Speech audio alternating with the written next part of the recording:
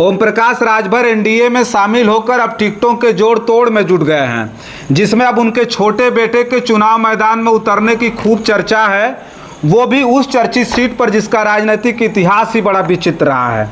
बाहुबलियों के साथ साथ दिग्गज नेताओं के वजूद से जुड़ी यह सीट पर समय समय पर बड़ा चौंकाने वाला नतीजा भी आता रहा है। यहाँ से बीजेपी के कद्दावर नेता महामहिम राज्यपाल जम्मू कश्मीर मनोज सिन्हा के साथ साथ अंसारी बंधुओं का खासा दबदबा रहा है। मनोज सिन्हा यहाँ से 3 बार तो अफजाल अंसारी यहाँ से 2 बार सांसद रह चुके हैं। भारतीय कम्युनिस्ट पार्टी से राजनीतिक करियर की शुरुआत करने वाले अफजाल अंसारी 6 बार विधायक और 2 बार सांसद रह चुके हैं। अफजाल अंसारी 1985 में मोहम्मदाबाद से पहली बार भारतीय कम्युनिस्ट पार्टी से विधायक बने थे। उसके बाद वर्ष 1996 तक लगातार विधानसभा में पहुंचते रहे। उसके अलावा वो गाजीपुर संसदीय क्षेत्र से 2 बार सांसद निर्वाचित हुए। साल 2002 के विधानसभा चुनाव में अफजाल अंसारी बीजेपी के नेता अपने धुर विरोधी कृष्णानंद राय से चुनाव हार गए। उसके बाद तमतमाए अंसारी बंधुओं ने गाजीपुर के मौजूदा सांसद मनोज सिन्हा के खिलाफ मैदान में उतरने का मन बना लिया था। 2004 के लोकसभा चुनाव में उन्हें गाजीपुर संसदीय सीट से समाजवादी पार्टी ने टिकट दे दिया। इस चुनाव में अफजाल अंसारी ने बीजेपी के मनोज सिन्हा को हराकर जीत दर्ज की थी। उसके बाद अफजाल 2009 में चुनाव लड़े और हार गए। भारतीय कम्युनिस्ट पार्टी से सरजू पांडे सरीखे नेता के मार्गदर्शन में राजनीतिक करियर की शुरुआत करने वाले अफजाल अंसारी 6 बार विधायक और 2 बार सांसद चुने गए। सांसद अफजाल अंसारी ने सियासत का आगाज अपने गृह क्षेत्र गाजीपुर के मोहम्मदाबाद से किया था। वामपंथी राजनीति से लेकर समाजवादी और फिर बसपा के साथ सियासी सफर में अफजाल ने कई उतार चढ़ाव देखे। रसूख की राजनीति करने वाले अफजाल की छवि को कृष्णानंद राय हत्याकांड ने धूमिल कर दिया था। गाजीपुर की सियासत में हर बार अंसारी बंधुओं ने अपना सिक्का जमाया।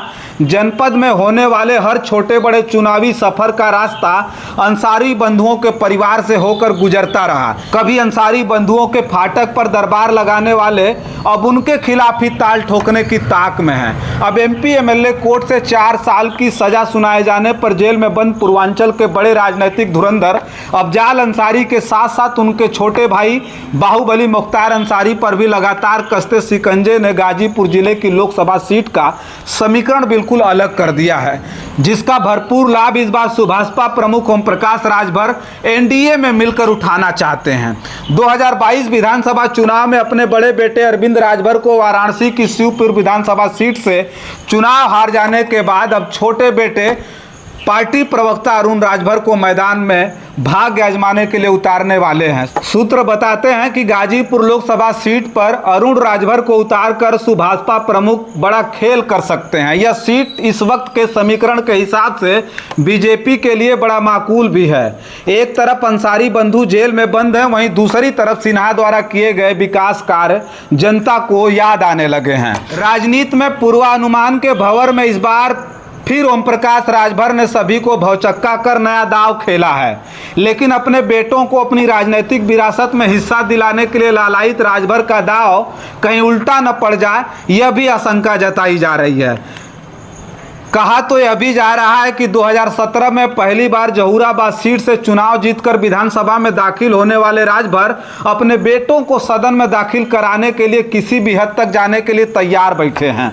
गाजीपुर में राजनीतिक समीकरण के हिसाब से यादव के अलावा अन्य पिछड़ी जातियों का वोट अगर राजभर से छिटका तो समझ लीजिए कि यह बीजेपी के लिए सबसे बड़ा खतरा साबित होगा। अगड़ी जातियों का वोट राजभर मोदी जी के नाम पर आसानी से बटोर सकते हैं। बाकी राजभर वोट पर उनकी अच्छी पकड़ है।